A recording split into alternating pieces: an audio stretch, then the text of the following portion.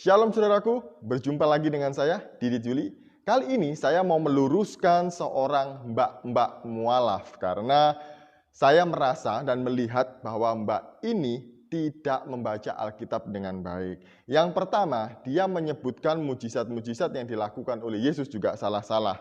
Kemudian dia juga menafsirkan Alkitab dengan salah. Mari melihat video ini sampai selesai. Pesan saya, ketawanya jangan kencang-kencang kalau melihat mbak ini kesaksian ya. Nah, mari kita lihat video berikut ini. Sampai satu saat ketika kami berdiskusi, teman saya itu mengatakan seperti ini, "Ya kamu kenapa menganggap Yesus sebagai Tuhan?" gitu. Terus saya katakan, "Ya iyalah, Yesus itu menyembuhkan orang sakit, mengubah air menjadi anggur.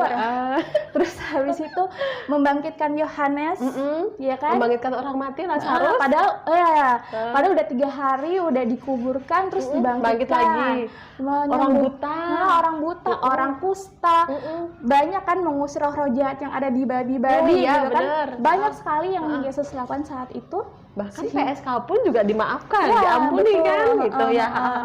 Iya, jadi banyak lalu melipat gandakan yang 5 roti dan 2 ikan. Ya itu kan 100 skala minggu ya, Mbak ya. Itu masa lalu. Oke, bagaimana? Di video yang pertama dia mengatakan bahwa yang dibangkitkan oleh Yesus adalah Yohanes. Ini Yohanes yang mana ini, Mbak? Tapi syukur masih ada temannya yang mengingatkan, bukan. Yang dibangkitkan oleh Yesus adalah Lazarus katanya. Kemudian yang kedua dia juga mengatakan bahwa Yesus mengusir roh jahat dari babi-babi. Nah yang kedua-duanya bilang iya gitu. Padahal Yesus mengusir roh jahat itu bukan dari kelompok babi-babi atau kawanan babi-babi, tapi dari orang Gerasa. Karena iblis atau roh jahat ini yang merasuki orang Gerasa ini tidak mau diusir keluar dari daerah itu, akhirnya roh jahat ini bernegosiasi dengan Yesus untuk bisa keluar dari orang itu dan masuk ke babi-babi. Jadi cerita yang benar seperti itu. Dan kemudian yang ketiga, dia juga mengatakan bahwa Yesus mengampuni PSK. PSK. Kayaknya nggak ada deh ceritanya di dalam Alkitab yang menulis ini. Tapi yang benar adalah Yesus mengampuni perempuan yang sedang kedapatan zina. Jadi kalau kita melihat mualaf-mualaf ini, mbak-mbak ini, itu lucu ya. Mereka sok paham Alkitab, sok ngerti Alkitab, padahal cerita aja salah-salah. Jadi ya ini bisa membuat mbak ini malu sih sebenarnya kalau masih punya malu. Mari kita lihat video yang kedua. Kasus kedua tentang kisah Nabi Ibrahim atau dikatakan dulu sebagai Abraham. Ya, Abraham, lalu Siti Hajar, Siti Sarah, lalu Ismail dan Ishak. Jadi kalau kita tahu kan Ibrahim memiliki istri pertama Siti Hajar, lalu yang kedua Siti Sarah. Siti Hajar mempunyai anak Ismail dan Sarah punya anak Ishak, benar ya. Nah terus habis itu ketika dalam Alkitab, begitu kan, saya sharing pada teman saya tentang ceritanya Nabi, nah itu keturunan sebenarnya Ibrahim yang sahih gitu istilahnya ya, itu Ishak apa Ismail gitu kan. Nah, di artikel itu lebih merujuk ke Ishak, terus saya share ke teman saya. Iya benar. Teman saya share, terus dia share balik ke saya tentang pengulasan tentang keruntutan di kejadian itu, pasal kejadian ini, kitab kejadian. Jadi disilakan di situ bahwa ini agak panjang, nggak apa-apa ya Mbak ya? Jadi saya pun juga akhirnya belajar karena pemahaman kita kan masing-masing. Jadi kalau dengan begini kan aku, oh ya benar juga ya, semakin yakin. Aku yang mualaf aja juga semakin yakin gitu loh. Bismillah. Jadi waktu itu yang saya lihat di kejadian 20 atau 21, nanti boleh dicek kalau misalnya saya salah dikoreksi. Jadi dikatakan waktu itu ada peristiwa tentang penyapihan Ishak. Jadi dulu ada, kalau kita kan sekarang 2 tahun, kalau dulu orang Yahudi mereka 5 tahun. Gitu. Jadi ketika Ishak usia 5 tahun, ada pesta. Pesta penyapihan. Penyapihan gitu kan. Nah, terus Siti Hajar ini, Bu Hajar, Siti Sarah. Bu Sarah, ibunya Ishak, Sarah ya. Sarah melihat Hagar yang dimana adalah dulu budaknya si Sarah kan. Nah terus habis itu lihat kok dia tuh si Sarah ini cemburu kepada Hagar karena mungkin statusnya dia ada sebagai istri pertama dan sebagainya. Jadi di acara itu dia seperti cemburu gitu. Lalu singkat cerita dia cerita kepada si suaminya gitu kan, Abraham, yang intinya bahwa dia pengen si Hajar harus dikeluarkan dari rumah. Itu versi Alkitab ya, diusir dari rumah. Lalu singkat cerita pada suatu pagi Abraham langsung membawa roti, jadi bekal gitu, bakal untuk perjalanan Siti Hajar dan Ismail. Lalu dituliskan di dalam Alkitab, jadi Abraham menyiapkan roti, air beserta anaknya, lalu ditaruh di pundaknya si Hagar. Jadi karena Hagar pergi sama anaknya gitu kan, jadi bawa roti, bawa air sama anaknya itu ditaruh di atas bahu Hagar. Nah ketika itu saya tuh belum ngeh pada ketika saya bertahun-tahun gitu ya membacakan kisah itu adalah kisah yang sudah sering kita dengarkan ya. Saya belum ngeh. Sampai detik itu saya baru ngeh bahwa anak kecil itu yaitu Ismail sebenarnya sudah tidak kecil lagi. Karena dia saat peristiwa itu dia sudah berusia sekitar 19 tahun. 19 tahun. Iya, karena kan Abraham maunya anaknya sudah tua. Iya, sudah tua ya karena si Ismail lahir ketika Abraham sekitar usia 82-83 tahun. Lalu si Ishak lahir sekitar 100 tahun. Ditambah 5 tahun yang penyalihan itu. Jadi dia itu kurang lebih sekitar 19 tahun gitu kan. Nanti bisa dicek lagi dalam Alkitab. Jadi itulah saya langsung kaget. Hah? Iya, maksudnya anak 19 tahun ditaruh di atas bahu ibunya. Lalu berjalan di padang pasir, rasanya kok apakah memang seperti itu gitu. Terus lalu dikatakan di ayat-ayat setelahnya dituliskan bahwa ketika Hagar merasa lelah, lalu dibuang anak itu ke semak-semak. Itu nggak masuk akal ya. Menurut saya waktu itu sangat di luar dugaan dan kok seperti itu karena memang sebelum saya menelaah, saya memikir memang Ismail itu masih kecil gitu ya, palingnya 5 tahun ke bawah lah gitu ya. Dalam pemikiran saya, tapi ketika saya menelaahnya lebih lanjut, oh ternyata dia udah dewasa, istilahnya kalau sekarang udah kuliah. Benar nggak sih Mbak? Anak kuliahan ditaruh di atas ibunya, terus itu dibuang ke semak-semak, rasanya not make sense gitu. Nah yang kedua, dia bilang bahwa si Hagar ini diusir karena Sarah cemburu ketika perjamuan perayaan penyapian Ishak. Benarkah demikian? Padahal kalau kita melihat baik-baik di dalam Alkitab, Sarah mengusir Ismail dengan Hagar itu bukan karena cemburu. Apa buktinya? Mari kita melihat. Nah, Kejadian 21 ayat 9 di sini ya. Pada waktu itu Sarah melihat bahwa anak yang dilahirkan Hagar perempuan Mesir itu bagi Abraham sedang main dengan Ishak, anaknya sendiri. Berkatalah Sarah kepada Abraham, usirlah hamba perempuan itu beserta anaknya, sebab anak hamba ini tidak akan menjadi ahli waris bersama-sama dengan anakku Ishak.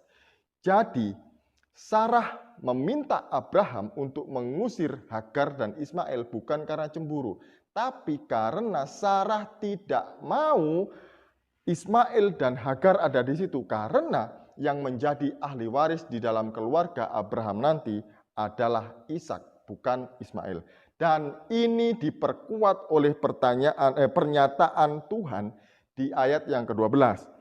Tetapi Allah berfirman kepada Abraham, janganlah sebal hatimu karena hal anak dan budakmu itu dalam segala yang dikatakan Sarah kepadamu, haruslah engkau mendengarkannya, sebab yang akan disebut keturunanmu ialah yang berasal dari Ishak. Jadi benar ya, yang akan menjadi ahli waris bagi Abraham adalah Ishak, bukan Ismail. Jadi kenapa Hagar dan juga Ismail diusir? Karena Ismail bukanlah ahli waris dan Hagar tidak masuk di dalam keluarga Abraham. Jadi seperti itu ceritanya.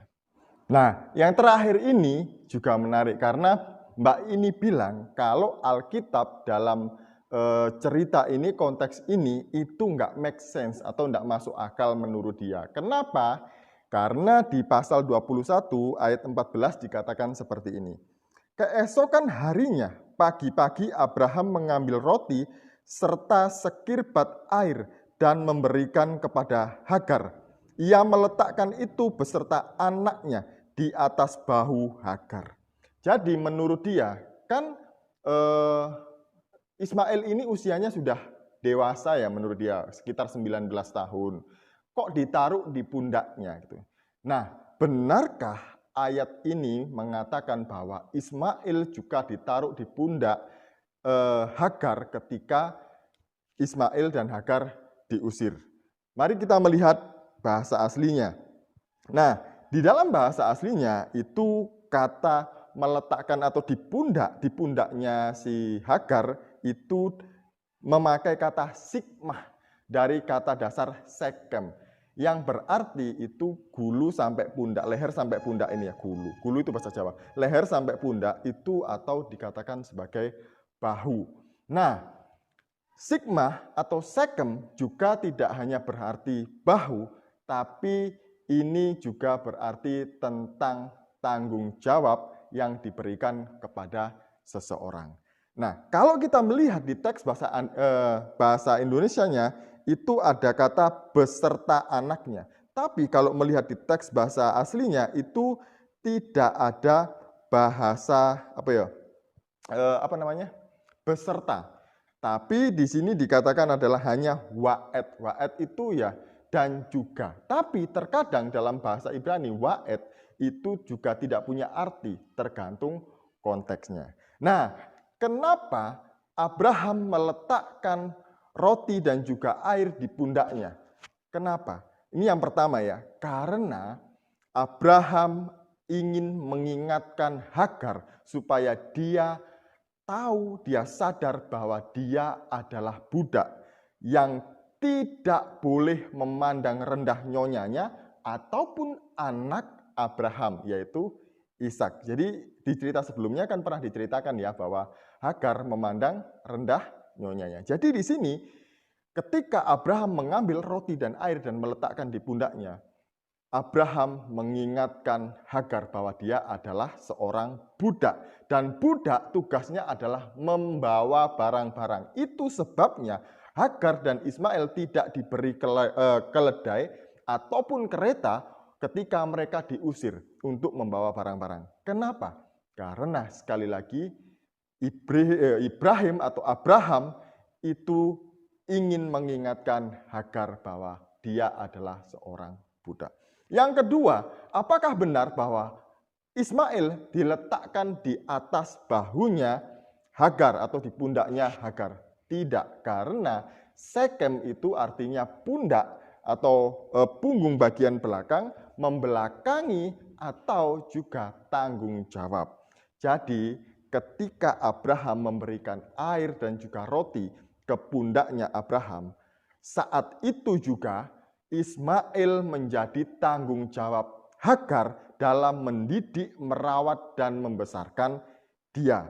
Jadi itu konteksnya seperti ini ya. Jadi konteks yang Abraham ini memberikan Ismail itu tidak di pundaknya secara harafiah, tapi dalam arti memberikan tanggung jawab Ismail yang dulu ketika mereka hidup bersama-sama dengan Abraham adalah tanggung jawab Abraham. Sekarang ketika mereka diusir, Ismail tidak lagi menjadi tanggung jawab Abraham di dalam mendidik, membesarkan, dan merawatnya, tetapi menjadi bagian dari Hagar, ibunya si budak ini.